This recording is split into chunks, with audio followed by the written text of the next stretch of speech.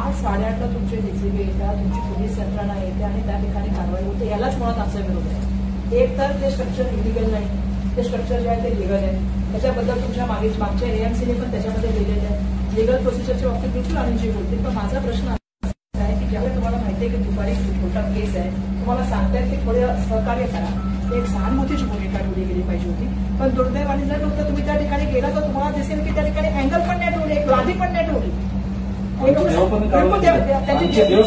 तिथे महिला होत्या, पुजारी होते, त्यांनी सांगितलं की फक्त देवाला बाहेर काढून घेऊन द्या, त्यांचं खंडन नका होऊ द्या, पण ते पण नाही ऐकलं. म्हणजे एवढी मोठी कारवाई करण्यामागचं षडयंत्र काय झालं बघितले, नक्कल नाही केलं गेलं, कशाला तेवढं षडयंत्र होतं केलं, म्हणजे करायची आवश्यकता नव्हती.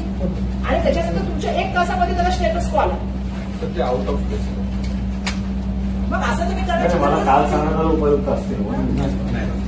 त्यामुळे माझा प्रश्न असा आहे की म्हटलं लग्नापर्यंत आम्ही थांबू इथं. नाही, माझा प्रश्न असा आहे की महत्वाच्या मुद्द्यावर तुम्ही हे करायलाच नाही पाहिजे होतं एकतर. आणि ज्या मला माहिती आहे का मी खाता जाऊन होऊन आली ते काहीच नाही ठेवलं तुम्ही.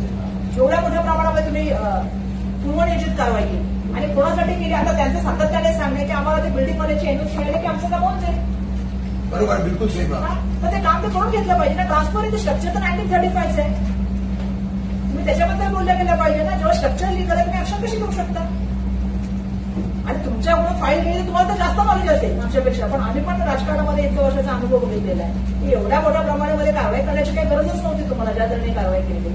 आज एवढा मोठा समाज उतरला, तो शांतताप्रिय समाज आहे, काय रस्त्यात उतरला. ही चुकीची भूमिका तुम्ही लोकांनी केली. आता ते ये मराठी भाषा समझ में आ रही है, हिंदी बोलेंगे ना, आप समझा ना.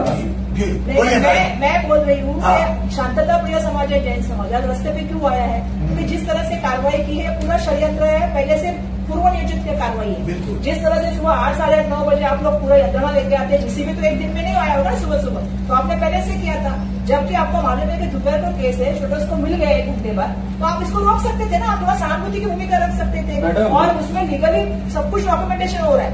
एनओसी सिर्फ सोसाइटी का चाहिए, बिल्कुल. और वो स्ट्रक्चर बहुत पुराना है, 1935 का स्ट्रक्चर है. तो आपने उस पर कार्रवाई कैसे की. और आप ही कह रहे कि मेरे थ्रू फाइल गई है, तो आपके थ्रू फाइल गई तो आपको तो सब पता होगा.